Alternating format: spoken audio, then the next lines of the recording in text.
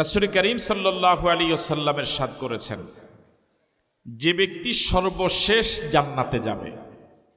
মনোযোগ আছে ভাই? আর কয়জন যাবে ওনার পরে? একজন।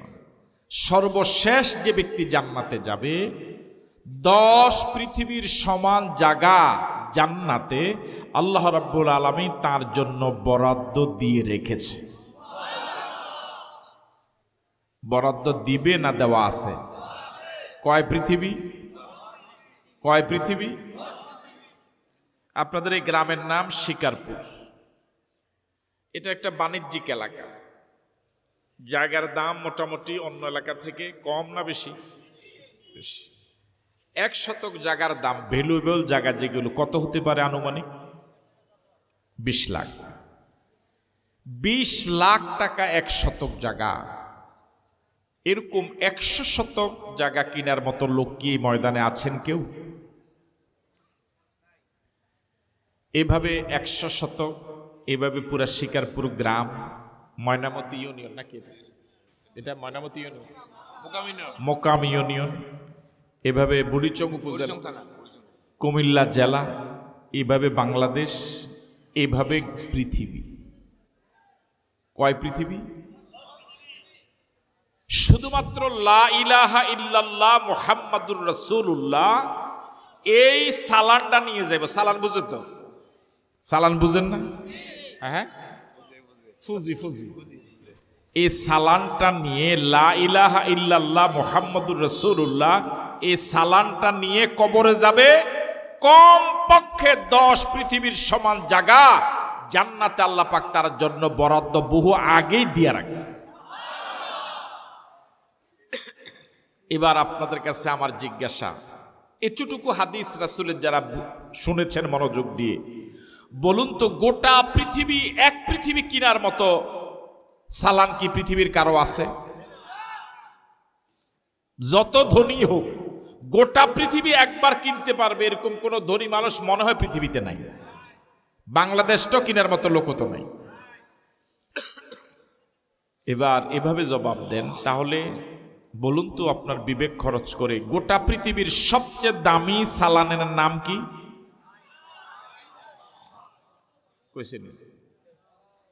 সংক্ষেপে বলেন ঈমান। গোটা পৃথিবীর সবচেয়ে দামি পুঁজির নাম, গোটা পৃথিবীর সবচেয়ে দামি সালানের নাম ঈমান। এর থেকে দামি সালান, এর থেকে দামি পুঁজি গোটা পৃথিবীতে আর নাই। আমেরিকার প্রেসিডেন্টের নাম কি? বেডা না বেডি? বাকি যারা জানে না তারা হাগল হইল জাতে মাতাল তালে ঠিক। বেডি করে তারা কি দেয় না? ভোট দেয়। আমেরিকার প্রেসিডেন্ট ডোনাল্ড ট্রাম্প ক্ষমতা আছে না নাই? কম না বেশি? পরিচিতি কথা কয় না কেন? কিন্তু 10 পৃথিবীর সমান জান্নাতে জায়গা কেনার মতো সালান আসেনি? নাই তো। ভারতের প্রধানমন্ত্রীর নাম কি? বেডা না বেডি? বেডি। বেডি বেডা। জান্নাতে কমপক্ষে 10 পৃথিবী কেনার মতো পুঁজি কি ভারতের প্রধানমন্ত্রীর আছে? নাই তো। এবার আমরা স্টেজে যারা আছি, প্যান্ডেলে যারা আছি, আল্লাহর মেহেরবানিতে কম পক্ষে 10 পৃথিবী কেনার মতো পুঁজি এবং সালান আমাদের সবার কাছে কি আছে? ইন্নালিল্লাহ নাই বলে নাই। এখানে কি বেঈমানও কেউ আছে? অন্য ধর্মের কেউ আছে? তাহলে সকলে কি লা ইলাহা ইল্লাল্লাহ মুহাম্মাদুর রাসূলুল্লাহ বিশ্বাস করেন? এটা কি পড়েছেন? ঈমান কি এনেছেন? তাহলে আপনার কাছে যে পুঁজি আছে, যে চালান আছে, আমেরিকার প্রেসিডেন্টের কাছে সালান। আপনার কাছে যে চালান আছে, ভারতের প্রধানমন্ত্রীর কাছে ওই সালান। তাহলে ভারতের প্রধানমন্ত্রী, আমেরিকার প্রেসিডেন্ট, রাশিয়ার প্রেসিডেন্ট, চীনের প্রেসিডেন্ট থেকে আপনি অনেক ধনী। আলহামদুলিল্লাহ বাইর যে কইেন।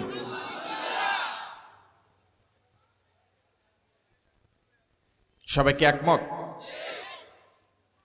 আমাদের দেশের মানুষের নাইয়ের চাহিদার নাইয়ের তালিকা অনেক লম্বা। আমার এটা নাই, এটা নাই, এটা নাই, এটা নাই, এরকম আছে না? এই বুড়া মাতে না, বুড়ি মানা করছে, কই মাহফিলও যায় কথা কইেন না। বুড়া এই পর্যন্ত হারামও মাতে না।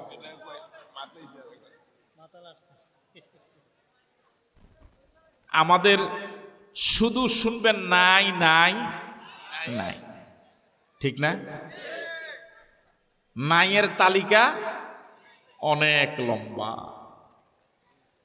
আমাদের ছোটবেলায়, আমরা তো বুড়ো হয়ে গেছি মোটামুটি, আপনাকে তার এত বয়স হয় না, হয়েছে হয়েছে বুড়া আছে, আমার দাদার বয়সে আছে। আমাদের ছোটবেলা আমরা দেখেছি আমাদের ঘর বাড়িগুলো পাকা ছিল না, টিনের ঘরও খুব কম ছিল, মাটির ঘর, সনের ঘর, ঠিক না রে ভাই? ঘরে বিদ্যুৎ ছিল না, এসি ছিল না, ফ্রিজ ছিল না, টাইলস ছিল না, মোজাইক ছিল না, একটা বিছনা চাদরও তো ভালো ছিল না, একটা ভালো মানের বালিশও তো ছিল না, একটা খাট ছিল না, মাটিতে শুইতো কি বিছাইয়া?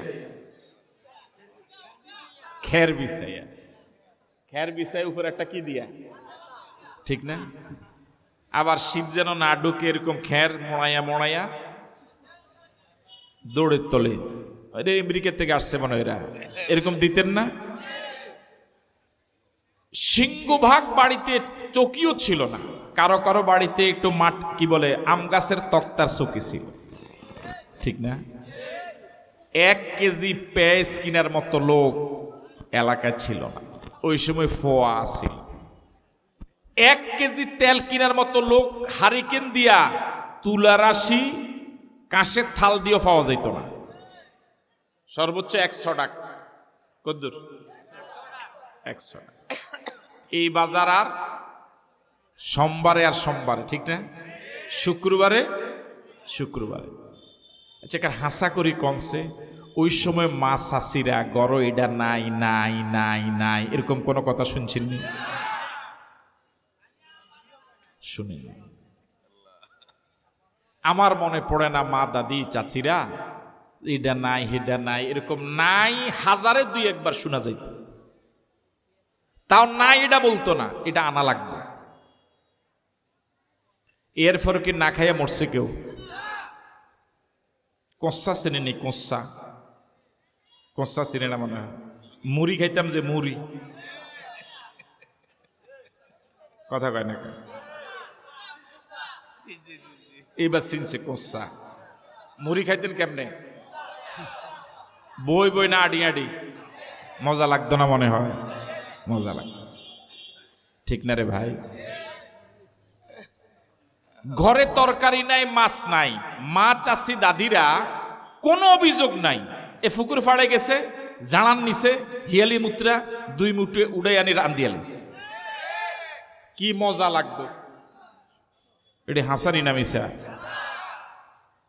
আর এখন 3 তলা বিল্ডিং, ডুপ্লেক্স বাড়ি, টাইলস তাও বিদেশ থেকে আমদানি করা, মোজাইক, অত্যাধুনিক সব সরঞ্জামাদি।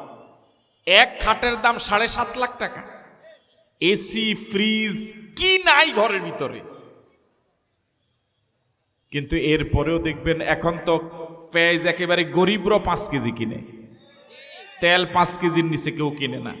এরপরও দেখবেন শুধু নাই নাই নাই নাই, কথা কয় না কেন? এটা মিশা কথা কইছি মনে হয়।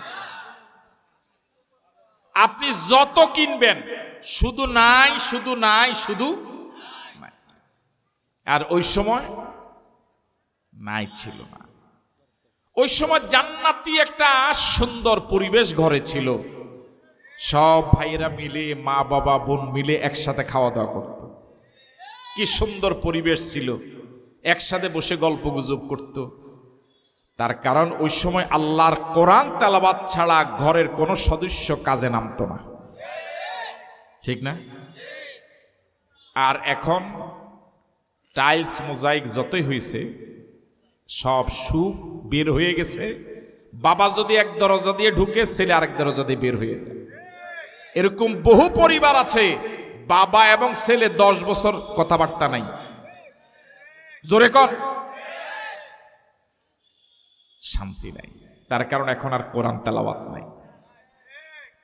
বুঝতে পারলাম আমার ভাইয়েরা? যে কথাটা বলতেছিলাম যে আমাদের অভিযোগ শুধু নাই নাই, আমার ঢাকাতে বাড়ি নাই, কুমিল্লাতে জায়গা নাই, ক্যান্টনমেন্টে একটা দোকান নাই, আজীবন বিদেশ করলাম 200 জায়গা কিনতে পারলাম না, এরকম কথা আছে না? হ্যাঁ, শুধু অভিযোগ আর শুধু অভিযোগ। কিন্তু একটু আগে যেই পুঁজিটার কথা বললাম, সালানটার কথা বললাম, সেই সালানটার নাম কি? জোরে বলেন।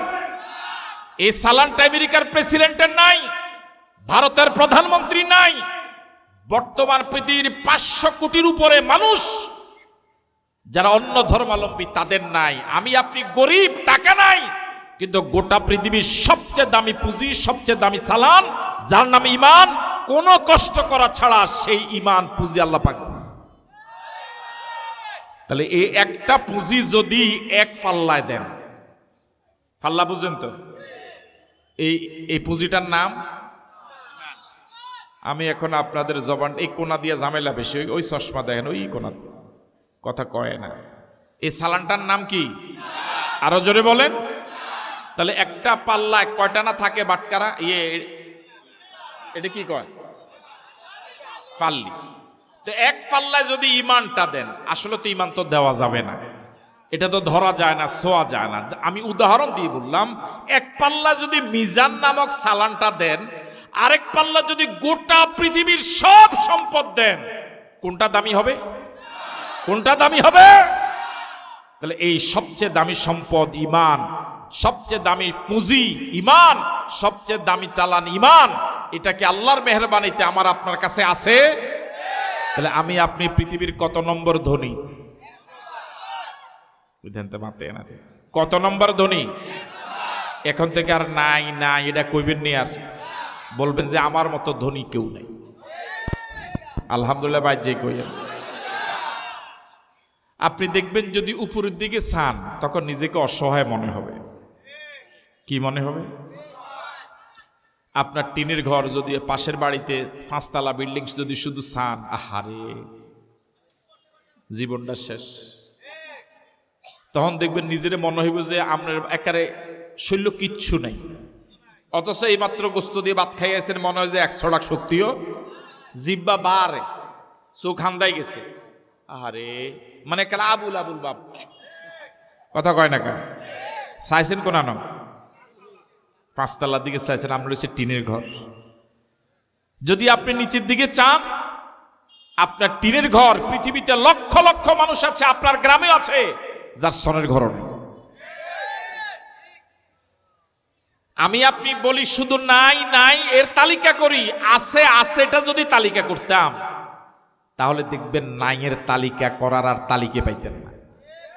এ মাথার চুল থেকে পায়ের তালু পর্যন্ত আল্লাহ যা সম্পদ দিছে, যদি এডি লেহেন, চুল আছে, চোখ আছে, জিব্বা আছে, কানে শোনা আছে, কিডনি, হার্ট, রক্ত চলাচল আছে।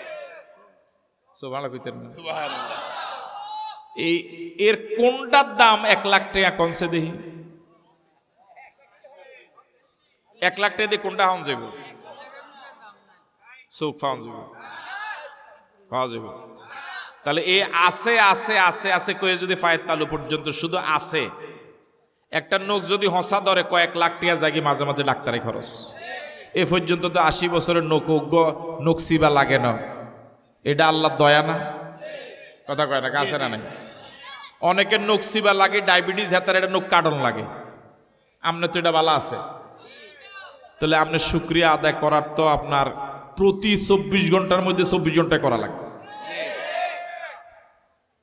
আপনি যখন নিচের দিকে চাইবেন, আমার তো আল্লাহ হাত দিছে, রাস্তাতে দেখবেন কত মানুষের হাত নাই। আমাকে তো আল্লাহ পাও দিছে, কত মানুষের পাও নাই। আমাকে তো আল্লাহ চোখ দিছে, কত মানুষের চোখ নাই। আমি তো কথা বলতে পারি, আচ্ছা আমি আশরাফি, আপনারা আমাকে মায়া করেন, মহাব্বত করেন, দাওয়াত দেন। আল্লাহ আমাকে সব দিছে, যদি আমাকে কথা বলার শক্তি না দিতেন, আমি যদি বোবা হইতাম, আমার কেউ দাওয়াত দিতেন? কেউ দাওয়াত দিতেন? কেন দাওয়াত দিতেন? আমার কি জন্য দিতেন? তো কত মানুষ আমার থেকে আর সুন্দর সুদর্শন, কিন্তু কথা বলতে পারে। এ যত সম্পদ আছে সবচেয়ে দামি সম্পদের নাম আবার বলেন কি? এই ঈমান নামক সম্পদের সাথে অন্য সম্পদগুলোর কোনো তুলনাই। একজনের চোখ নাই, বোবা, কানে শুনে না, আছেন তো আপনারা? কিডনিও ড্যামেজ হয়ে গেছে, হার্ট ফেল করছে, বাইপাস সার্জারি হয়েছে, একেবারে রোগে ক্যান্সার হইয়া সব শেষ, কিন্তু ঈমান নিয়ে কবরে গেছে। চোখ আসেনি নাই? কথা কেন? চোখ আছে? আছে বলে বললাম না? কানা, কথা বলতে পারে, কিডনি আছে, সব শেষ, কিন্তু কি রয়েছে? ধনী না গরিব? আরেকজনের চোখ আছে, কিডনি আছে, পুরা শরীরে জীবনে 80 বছরে 80টি আর ওষুধ লাগে না, কিন্তু ঈমান ছাড়া কবরে গেছে। ধনী না গরিব? আরেকজনে একেবারে রোগে শোকে আসিল 120 কেজি, মরার আগে হয়ে গেছে 25 কেজি, আড্ডি ছাড়া কিচ্ছু নাই, সব নষ্ট হইয়া এরপরে ঈমানটা নিয়ে কবরে গেছে। সবচেয়ে দামি সম্পদ নিয়ে কবরে যাইতে পারছে? ওটার নাম কি? ধনী না গরিব?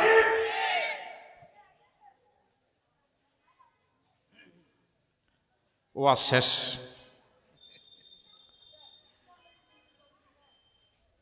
মানুষ যখন মনোযোগ দিয়ে শুনে কিছু শেখার জন্য, তখন আল্লাহ পাকের রহমত নাজিল হতে থাকে। এবার আপনাদের কাছে জিজ্ঞাসা, যে সম্পদ বেশি দামি এটা চুরি ডাকাতি হওয়ার সম্ভাবনা কম না বেশি? এই কথাটা গিরা দেন। গিরা বুঝছেননি? আমগো দেশে কয় মালের হন্দ গিরা নাই, এটা আপনাকে দেশে কয়নি। ওই যে খাতা শিলায় সুতার মধ্যে যদি গিরা না দেয় হারা দিন কাম হইত না। তাহলে গিরা দেন যে সম্পদ যত দামি এটা চুরি ডাকাতি হয় কম না বেশি? এই কথাটা গিরা দেন। দ্বিতীয় কথাটা হলো, যে সম্পদ যত দামি এটা মানুষ হেফাজতের জন্য চেষ্টা কম করে না বেশি করে? বেশি করে। যেমন যে সম্পদ কিন্তু দাম কম, এটা হেফাজতের জন্য মানুষ কোনো চিন্তা করে না। যেমন ওড়া চিনেননি? তিনজনে কইছে। কোদাল চিনেননি? নিরকাশি, দামদান্না কাশি, হাড়া, হিসা লম্বাটা না ঠুন্ডাটা, বুঝলেন না? চিনেন তো আপনারা? এটি কি দাম নাই? কথা কয় না কার? এটি কি টাকা ছাড়া পাওয়া যায়? এগুলো কি কেউ স্টিল আলমারিতে ঢুকায়? হ্যাঁ, গড়ের কানা উড়ায়, এমনকি গড়ও তো নেয় না। এটি আন্দরে বান্দরে উড়ান হড়ি থাকে, গড়ের হেঁড়া থড়িতে। হেঁড়া বুঝেননি আপনারা? আজ একটা ডাইরেক্ট বাংলা শুরু করছি, এটি বুঝেননি কথা? এটি গড়ের ফেঁড়া যে ফড়ে থাকে, উঠানে বান্দরে ফড়ে থাকে, এই বিষয়গুলো ঘরের বাহিরে রাখার কারণে ঘরের মালিকের কি ঘুম নষ্ট হয়েছে? একটু টেনশন লাগেনি? হারে যদি এটি লই যায়, এটি যে উডান, এটি হেতার মাথা তো নাই। হ্যাঁ, এটি মাথা তো নাই, ঠিক আছে না? কিন্তু একটা গাভী মাত্র বাছুর দিছে, 10 কেজি দুধ দেয়। গাভী এবং বাছুর সহ মনে করেন এটার দাম 2.5 লাখ টাকা। এটা গরুর রসি গরু কি গরু গরু ঢুকাইছে, গোয়াল ঘরে ঢুকাইছেন, ইয়ার ফরক ঘুম আপনার? হ্যাঁ, ঘুম নাই। মাঝে মাঝে আইয়া গরু চাইবেন। এমনকি অনেক সময় দেখি গোয়াল ঘর মালিকে ঘুমায়, ঠিক না? তো ওড়া কোদাল এডি হড়ি রয়েছে আপনার মাথাত নাই, গরুর লাগিয়ে আপনি গরু গরু ঘুমান, এটা কি বেশি? আমরা আসেনি না গেছেন গা? 1 কোটি টাকা আপনি ব্যাংক থেকে উঠাইছেন, কত? কোনো কারণে এটা আগামীকালকে যে ব্যক্তির টাকাটা নিবে সে আগামীকালকে নিবে, 1 রাত আপনার ঘরে টাকাটা থাকবে। কয় কোটি? টিয়াটা এমনি টেবিলের উপরে হালাই রাখবেন। এবার ওয়াজ আমি শুরু করে দিয়েছি, বাকিটা আপনারা কে গেলেন, তো আমার কষ্ট কিছু কমই, ভবিষ্যতে একই দিন। এটা কোনায় ঢুকাইবেন? স্টিলের আলমারি, শুধু ওই যে ডালাটা খুলি তাকের মধ্যে হালাই রাখবেন, না একটা সোরা পকেট আছে সেটাতে রাখবেন। ডয়ের এটা খুলবেন, খুলি ওই ভিতরে যে এনো রাহেন, এরপর ডয়ের এটা কথা কয় না কা ঢুকাই একটা তালা দিতেন না, তালা দিবেন, দেওয়ার পরে মূল দরজার মধ্যে তালা দিতেন না, তালা দিবেন। এরপরে হ্যান্ডেলের মধ্যে একটা ছোট্ট তালা আছে, এটা মনে লাগাইতেন না, লাগানোর পরে হ্যান্ডেল এটা লাড়া দিবেন নি, আসতে না খালি খটখটাইবেন, মানে লাড়া দিতে লাগবে না, এটা ভাঙি যাব কোনটা কি লেগে লাগছে নি বালা কইরা। তাহলে ভিতরে একটা দিছেন, দোনোটা একটা দিছেন, ষোলোটা দিয়া লাড়া দিতে এটা লুজ হয়ে গেছে, শুনতেছেন তো? এবার সাবিয়েটা ওই হালার মধ্যে জ্বলিয়েছে, এনে লটকে রাখবেন। কোনে রাখবেন? পকেটে, মাজাব, বালিশের নিচে। আচ্ছা, এই রাইতে আপনাকে জামাই বোর ঘুমইবনি, টিয়া কত? মাত্র, কথা কয় না কে ভাই, ইমান 10 পৃথিবীর সমান কিনার মতো পুঁজির নাম হলো ইমান। আর এখানে মাত্র কোনটার দাম বেশি? কোনটার দাম বেশি? 1 কোটি টাকা ঘরে থাকার কারণে আপনার এক রাতের ঘুম জামাইবর কি হয়ে গেছে? হারাম হয়ে গেছে। ঠিক আছে কথা? কেন? সম্পদটা দামি, এটার জন্য আপনি হেফাজতের চিন্তাও ওই মানের করছেন।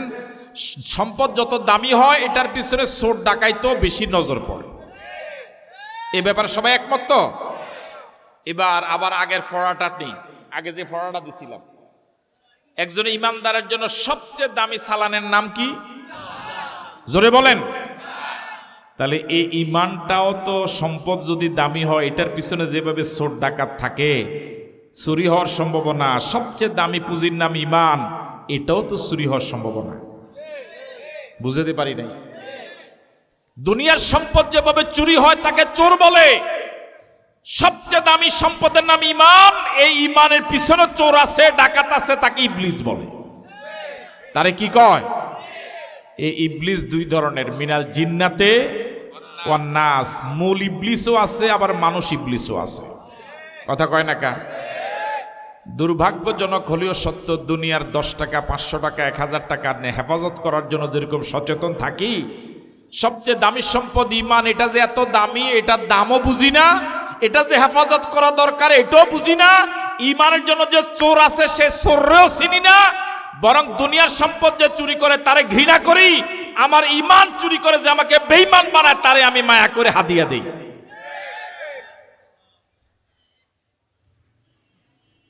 কেউ বুঝি হে কইছেন, কেউ না বুঝি যে কইছেন। আপনাদের এলাকায় এখন তো গরমকাল না, শীতকাল, কি রস না পাওয়া যায়? খেজুরের রস এখন 1 কলস আর মনে হয় 1500 টাকা। কেন? ওই বড় কলসে নাই। আর ছোটবেলা হুরমুল দি কত খাইছিলাম। হ্যাঁ হ্যাঁ, হাব্বার ডোগা। তা আপনার এলাকার এরকম মনে করেন খেজুরের রস চুরি করছে একজন, নতুন সত্য ধরা খাই গেছে। এ হোল আইনে দিছে ফিডা, মাথা চুল কামাইয়া বারেল্লা বাজারও দিছে। তার ওই যে কি বই কেনা ডোল, জীবনে চুরি করছে 30 বছর আগে একবার। কয় বছর আগে? কি চুরি করছে? খেজুরের রস। এরপরে তে মাইটের খাইয়া এত বালা হয়ে গেছে, তে আর জীবনে কি করে নাই, নামাজ রোজা জিকির আজকারে আমনের আমার তুল কি হয়ে গেছে।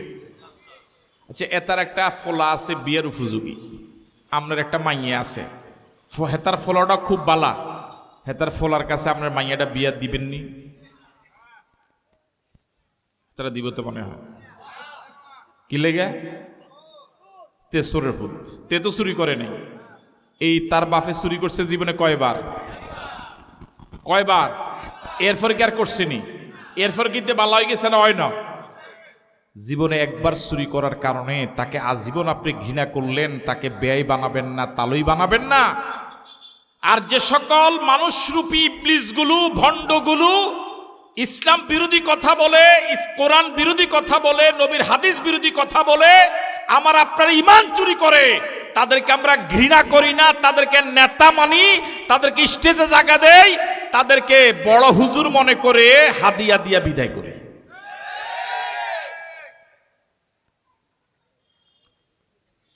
নেতাদের ভিতরে সব নেতা ভালো না, ভণ্ড আছে? আরো আসতে কন। হুজুরদের ভিতরে সব বালানা, ভণ্ড আছে? আছে না নাই? কোরআন হাদিসের পক্ষে যারা বলে, আবার কোরআন হাদিসের যারা বিরুদ্ধে বলে, দুইজন কি এক সমান? এরকম কিছু লোক কি সমাজে আছে যারা বলে রাষ্ট্র চালাবার জন্য অর্থনীতি, সমাজনীতি, ব্যবসা নীতি, শিক্ষানীতি, রাজনীতি এগুলো কোরআন হাদিসে নাই, এরকম কথা বলে কয়না লোক আসেনি সমাজ? আর আসতে কোন আছে না নাই? এই কথা যদি কেউ কয়, তার ইমান, একটু আগে যে বললাম সবচেয়ে দামি সম্পদের নাম ইমান, এটা আছে না গেছে গা? যে সময় কইছে ইয়ার 2 বছর হরে যাইব না, লগে লগে গেছে গা। এই কথা যারা বিশ্বাস করব তাগত ইমান যাইব, কথা কয় না কেন? একজন এসে স্টেজে বলল যে ইসলাম খুব পবিত্র জিনিস, কোরআন খুব পবিত্র জিনিস, এর ভিতরে রাজনীতি নাই। এরকম কয়না লোক আছে না বাংলাদেশে? কয়নি? আমার ভাইরা, এই কথা যদি সঠিক হয়, ভালো করে বুঝেন, তাহলে এই কথা মানলে মানা দরকার, না মানলে কোনো সমস্যা নাই। কিন্তু যদি এটা কোরআনের বিরোধী কথা হয়, তাহলে এই কথা বিশ্বাস করার সাথে সাথে ঈমান থাকবে না যাবে? আরো জোরে বলেন। এবার আপনাদের কাছে আমার জিজ্ঞাসা, এই কোরআন শরীফে রাষ্ট্রের ব্যাপারে, রাজনীতির ব্যাপারে কোনো কথা আছে না নাই? আন্দাজি কইছেন, কোনছে একটা আয়াত? একটা আয়াত কোন শুনছেন?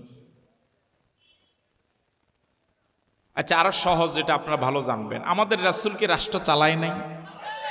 এটা তো আপনারা জানেন সবাই। কয় বছর চালাইছে? 10 বছর। কয় বছর? আরো আসতে কর। আমাদের রাসূল যখন রাষ্ট্র চালাইছে 10 বছর, তখন তিনি নবী ছিলেন না। এটা কথা কয় না? নবী ছিল না?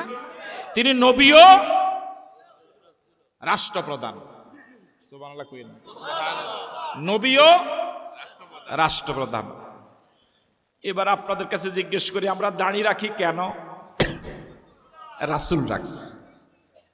রাসূল যদি দাড়ি না রাখতেন, আপনারা কেউ রাখতেন? আমরা নামাজ পড়ি কেন? নবী পড়ছে। আমরা মেসওয়াক করি কেন? আমরা টুপি মাথায় দেই কেন? মিষ্টি খাওয়া সুন্নত, যেই জাল ডায়াবেটিস 32 সেও মিষ্টি খায় কেন? নবীর সুন্নত একটু খায়। নবী যে রাষ্ট্র চালাইছে 10 বছর, এটার কাছেও কোনো হুজুরে নাই। কথা কয় না কেন? বুঝতে পারি নাই। আমি নবী থেকে নবীর দাড়ি রাখছে এই আদর্শ নিলাম, টুপি নিলাম, মেসওয়াক নিলাম, মিষ্টি নিলাম, নামাজ নিলাম, রোজা নিলাম, এগুলো ভালো ভালো জিনিস নিলাম। কিন্তু নবী যে রাষ্ট্র চালাইছে, সংসদ চালাইছে, সচিবালয় চালাইছে, যুদ্ধ চালাইছে, এইগুলো, এই আদর্শগুলো নবী থেকে নেয় না। মুসলমানের সংখ্যা কম না বেশি? নেয় তো নাই, বরং বিরোধিতা করে।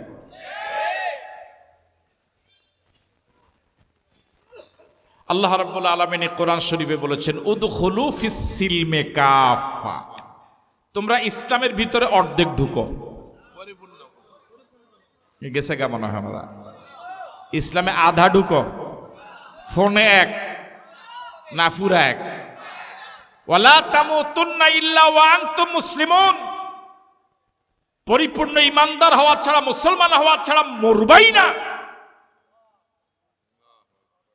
আপনি কোরআন থেকে নিলেন কিছু, নবীর আদর্শ থেকে কিছু নিলেন, কোরআনের অধিকাংশ অস্বীকার করলেন, হাদিস অধিকাংশ অস্বীকার করলেন, আবার নিজেকে ইমানদার দাবি করেন। কয় কি? কয় রোজানা রাখলাম, এবার 3 লাখ টাকা দিনে গরু কোরবানি দিলাম, ইয়ার পর ইমানদার না হই কেমন? أفتؤمنون ببعض الكتاب وتكفرون ببعض فما جزاء من يفعل ذلك منكم إلا خزي في الحياة الدنيا ويوم القيامة يردون إلى أشد العذاب তবে তোমরা কি কোরআন শরীফের ইসলামের কিছু মানো না? এই যদি হয় তোমাদের চরিত্র সুবিধাবাদ জিন্দাবাদ, যেটা সুবিধা সেটা মানো, তাহলে দুনিয়ার লাঞ্ছনা পরকালের শাস্তি তোমাদের জন্য অপেক্ষমান।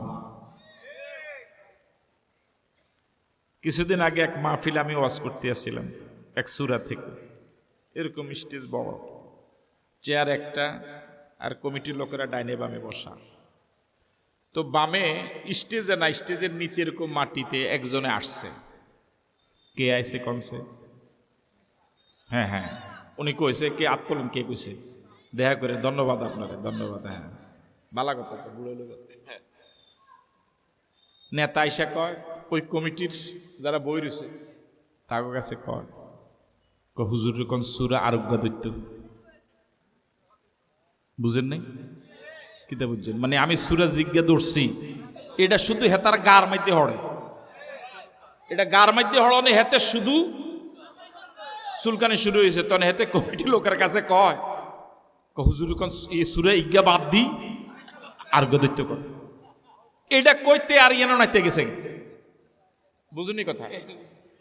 তো পরে আমি চিন্তা করলাম, আল্লাহ আহারে, তে তো আমার তুনো বড় আলেম, কি লেগাতে পুরা কোরআন শরীফ তার জানা আছে যে সূরা কুনগার ভিতরে তার দলের বিরুদ্ধে, তার বিরুদ্ধে কথা আছে, এটা তার জানা আছে। আমি জিজ্ঞা ধরছি ইজ্ঞার মধ্যে এটা আছে, আরোগ্যের মধ্যে নাই, এটা তার জানা আছে।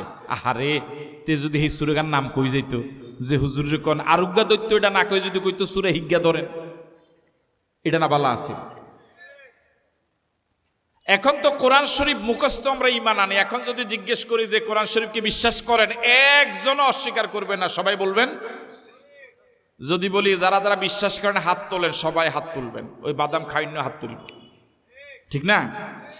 কিন্তু যদি ইসলামের বিধানটা এরকম হইতো যে কোরআন শরীফ ফইরা অনুবাদ বিশ্বাস কইরা ইয়ার পরে বিশ্বাস করো, যে পুরা কোরআন শরীফ আগে পড়ার পরে অনুবাদ পড়ো, যদি তোমার এবার বুঝ আইয়ে তাহলে বিশ্বাস করো, আর যদি বুঝে না আইয়ে বিশ্বাস করো না, আমার কাছে মনে হয় এত ইমানদার, এত মুসলমান বাংলাদেশে থাকতো না। তার কারণ হে যে পৃষ্ঠা ধরবো, এই পৃষ্ঠা দেখে যে এটা আমার দলের বিরুদ্ধে না কইছে, বুঝে না মনে কথা? নামাজ পড়ি আমরা, টুপি মাথা দেয় কল্যাসরা, মাদ্রাসায় পড়লাম আমরা, পড়াই আমরা, ফতুয়া দেয় যে লোক জীবনে কোরআন হাদিস পড়েই নেই।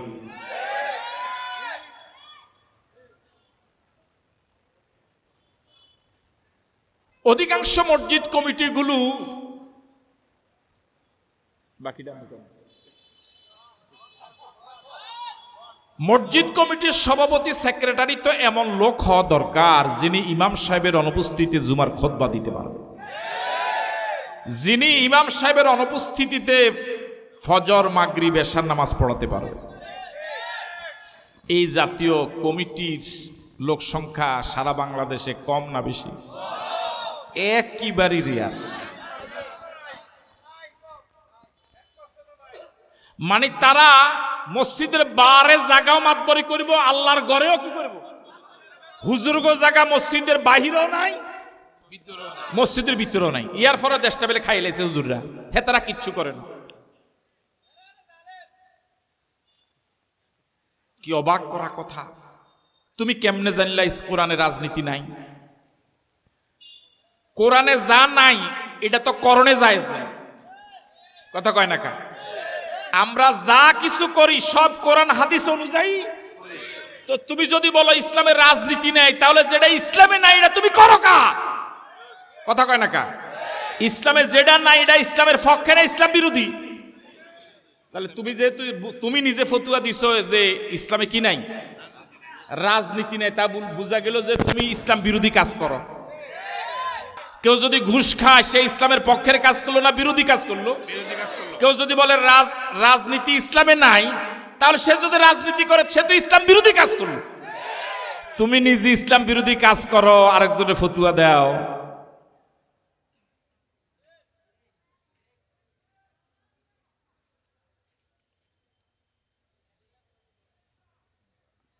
তাদের যুক্তি হইল কোরআনটা খুব পবিত্র জিনিস, রাজনীতিটা খারাপ জিনিস। তো রাজনীতি যদি খারাপ হয়, খারাপ কামটা আপনি করেন কা? কথা কয় না? রাজনীতিটা তো কি জিনিস? খারাপ জিনিস। তো খারাপটা আপনি করেন কা? আর আমার কাছে মনে হয় আপনারা একমত হবেন কিনা জানি না, এই রাজনীতিটা আসলে খারাপ হয়েছে তাগো কারণে। বালা মানুষের রাজনীতি করলে রাজনীতির এত কি হইতো না, খারাপ হইতো। আল্লাহ রাব্বুল আলামিন কোরআন মাজিদে বলেন, আলা লাহুল খালকু ওয়াল সৃষ্টি যার, আইন চলবে তার। অন্য আয়াত আল্লাহ বলেন, ইনিল হুকমু ইল্লা লিল্লাহ, হুকুম চলবে একমাত্র কার?